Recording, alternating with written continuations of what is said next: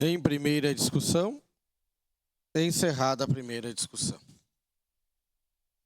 Em primeira discussão, projeto de lei número 185/2024, contido no processo número 234/2024, de autoria da vereadora Tatiane Frisso, que declara de utilidade pública o Instituto Amar ao Próximo, de Caxias do Sul. Relator, vereador Felipe Guilherme Maier. Com a palavra, o relator para a leitura do parecer. Na exposição de motivos, o autor afirma que o Instituto Amar ao Próximo é uma entidade com princípios cristãos que promove ações que levam dignidade, cidadania, respeito, educação e amor às pessoas em vulnerabilidade social. Iniciou sua trajetória no ano de 2019. Alguns amigos decidiram que teriam que trabalhar em realizar algo diferente para ajudar ao próximo. Segundo ela, tudo isso aconteceu porque os objetivos e interesses comuns dessas pessoas eram os mesmos. E assim, por conta do sentimento de solidariedade existente dentro da consciência de cada um, o Instituto ajuda muitas pessoas em Caxias do Sul e em outros municípios da região.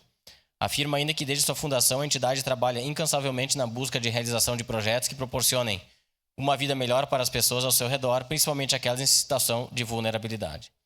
Finaliza citando alguns dos projetos realizados pela entidade, como o Café Solidário, Família Sem Fome, Marmita Comunitária, Mochila Solidária, Natal Solidário, Natal Autista, entre outros. Feito o breve relato, passamos à análise legal. Para o reconhecimento de utilidade pública das entidades constituídas no município, é necessário que se observe o disposto na Lei nº 2131, de 8 de outubro de 73, alterada pela Lei nº 8291/18. A instituição possui personalidade jurídica, haja vista estar inscrita no CNPJ, conforme documento anexado, preenchendo o requisito previsto no artigo 3º, inciso 1º da Lei 2131/73. Está comprovado também que a entidade serve desinteressadamente à sociedade e promove atividades filantrópicas, conforme o artigo 1º do Estatuto Social, atendendo às exigências dos incisos 2 e 3 da já referida lei.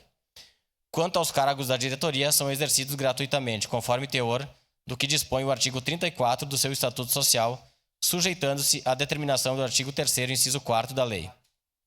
Também está comprovado que a entidade promoveu atividades filantrópicas, conforme relatório anexado, a teor do que preleciona o inciso 5º da referida lei. Sendo assim, conforme documentos acostados, no processo tem-se que o Instituto Amor ao Próximo atende os requisitos legais para ser reconhecida como utilidade pública e vem assinado pelos membros da comissão, senhor presidente. Obrigado. Em primeira